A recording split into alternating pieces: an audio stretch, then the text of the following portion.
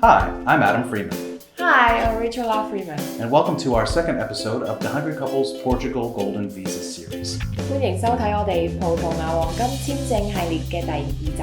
Today's topic, your Portugal property search. 今日我哋會講下點樣喺葡萄牙揾你嘅投資物業。Let's dig in, shall we? 而家開始啦。Our very strong suggestion is visit Portugal first. Seeing the atmospheres, feeling the city, understanding the neighborhoods, having a better just feeling of everything that's going on around you helps. It's a lot better than just looking online and looking for specific properties, because when we were in Hong Kong looking for these properties here, well, it wasn't current. It wasn't what was actually within the market. We found out that some places had actually been sold months ago, but they were still on the market online, so it doesn't work. And your property agent, a proper property agent, can really help you to understand what's the difference between what's online versus what's really in the market. But it matters. We went through 6 individual agents before we actually were able to find our proper realtor. So it does take time, and you need to be able to create a relationship with that individual. And when it comes to making a difference between a 500,000 euro investment or a 350,000 euro refurbishment investment, there are a lot more regulations that are attached to the 350. So be aware of that. You have more say, but more rules, as we've said before. And finally, once you find your project, what's really nice about this process is that the documentation is very, very simple. And that documentation includes your national fiscal number, or NIF, a passport as a form of identification, and a bank account. Here, it's as simple as that. 固然你可以睇地產數據去決定喺邊一個城市投資啦。咁但係咧，我哋就覺得最重要嘅咧就係你鍾唔鍾意嗰個城市。所以咧，第一件事就係你要親身嚟葡萄牙視察一下，睇下呢度嘅環境係點樣樣，你喜歡邊一度嘅氛圍多啲，咁然之後再去決定嘅。咁同埋點解要親自嚟呢？就係因為你喺網上邊嘅地產網站見到嘅樓盤咧，好多時候咧都係已經賣咗出去㗎啦。咁呢啲網站咧好多時候都係唔更新嘅。咁所以咧同本地嘅地產經紀傾，去睇下佢哋有啲咩樓盤喺手，其實係相當之重要嘅。咁之前講過啦，50萬嘅投資咧，你就可以有多啲選擇。咁35萬咧就比較多啲規則，咁唔係太多可以揀。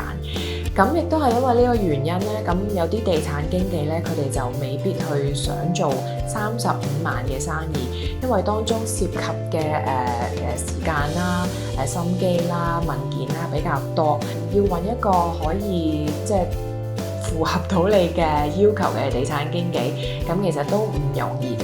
就係揾地產經紀，我哋都已經花咗啲時間，之前都見過可能5、6個，先至揾到一個合我哋心意嘅經紀。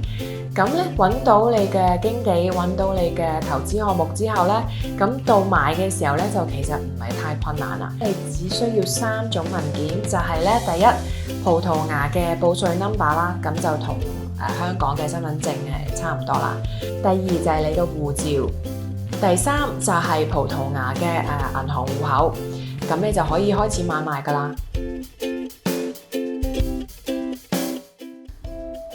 So the number one tip from our side is to basically just know what you want.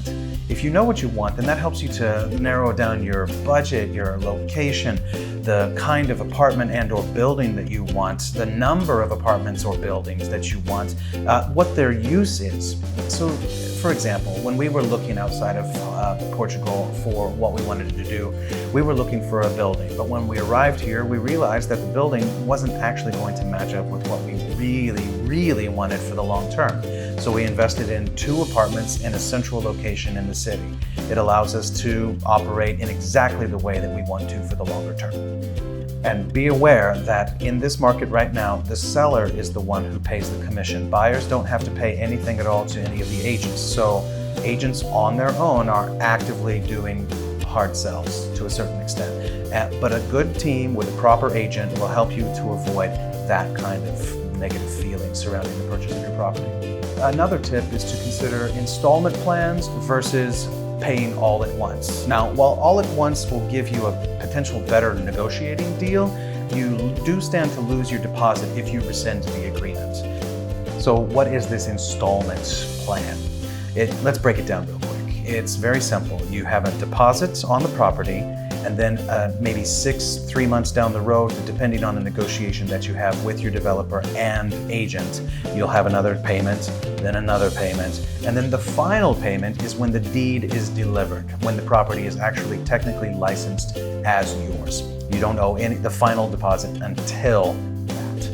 你要清楚知道你自己想要啲咩嘢，你先至可以同地產經紀去溝通，等佢去幫你揾合你要求嘅物業。呢一度咧係賣家俾呢一個佣金嘅，咁所以咧好多時候嗰個地產經紀咧就係會去硬銷佢自己手頭上嘅嘢，咁所以你要企硬知道自己嘅要求係啲咩嘢。至於錢嘅方面咧，如果你係一次過俾嘅話咧，咁當然啦，你就可以同佢傾一個非常之好嘅折扣啦。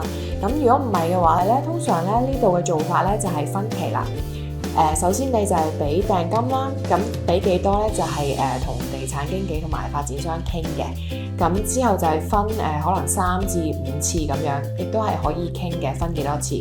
至於最尾嗰期咧，就係當你收樓嘅時候咧，就要找清㗎啦。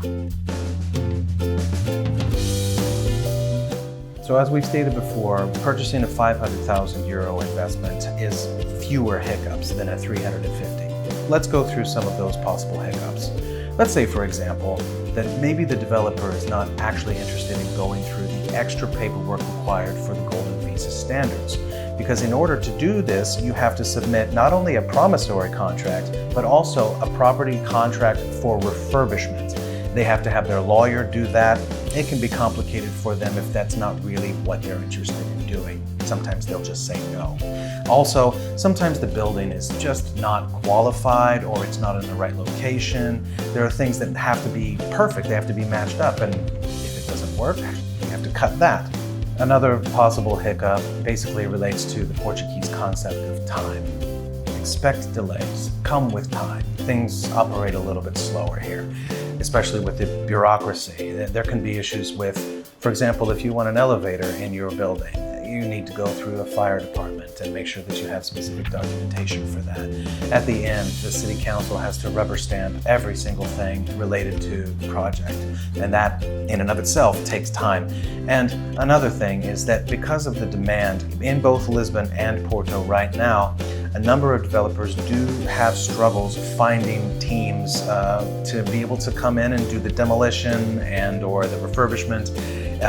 People are very much in demand for this at this time right now. It can cause a problem with a delay.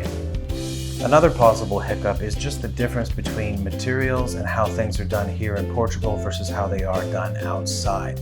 Things outside that are common may not necessarily be the case here. For example, central heating or a proper air conditioning system, ventilation in the toilet, or proper drainage.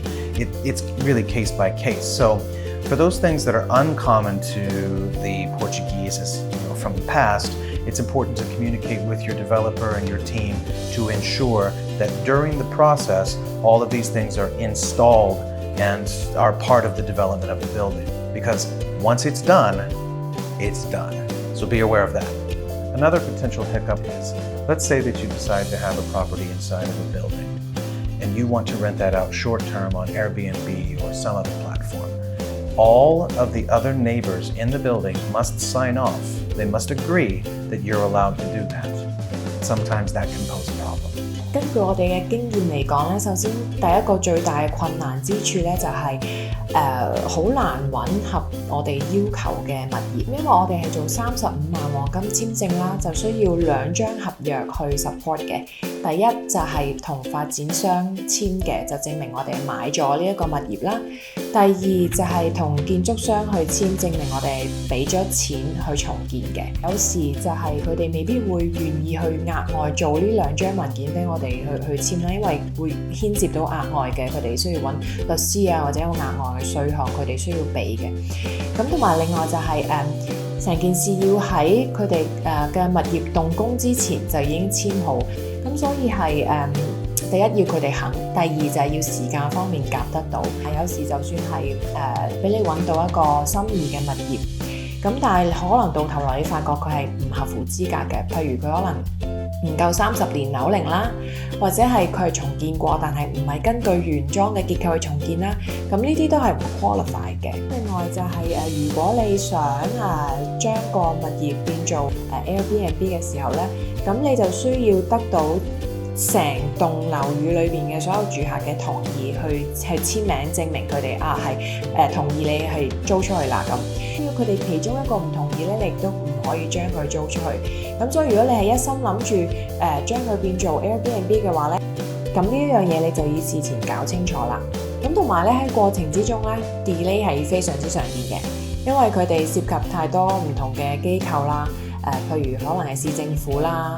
或者消防處啦，佢哋要審批啲文件或者圖則，呢度實在太多建築啦，咁好多工程做緊啦，好多工人佢哋其實都係爆晒廠做到，咁所以亦都會令到你個建築係會延期嘅，咁所以大家就可能要俾少少耐性啦。另外有一點要注意嘅咧，就係有好多時你覺得係理所當然係一個屋裏邊有嘅嘢咧，其實咧係未必有嘅呢一度。例如係咩咧？就係空調啦，中央暖氣啦，甚至係廁所裏邊嘅通風系統啦，其實呢一度都唔會見得到嘅，比較少有嘅。咁同埋可能有時佢哋建築商會用啲比較差啲嘅材料啦，可能啲渠諸如此類做得冇咁好。咁呢啲嘢咧，如果你想要嘅話，你之前要同佢哋講清楚，同埋收樓嘅時候你要 check 清楚呢一啲嘢佢哋係做得好。如果唔係咧，你之後再去修理嘅話咧，就大件事㗎啦。Our suggestion is to very clearly just trust the process. There will be delays, there will be hiccups, there will be things that are thrown up in the way. But if you are sure of exactly what it is that you want, those things will be clear. Having a team in place that's supportive of your goals and your desires is extraordinarily useful. Consider that. 最後咧，我嘅建議咧就係真係要親自嚟呢度視察一下，住下佢哋嘅本地嘅 B&B， 唔好住酒店，因為咁樣咧你就可以感受得到佢哋嘅樓嘅結構啊、設計啊、做工啊、設施啊諸如此類做得好唔好。咁你就會大概有個頭緒，呢度嘅樓嘅質量係點樣樣。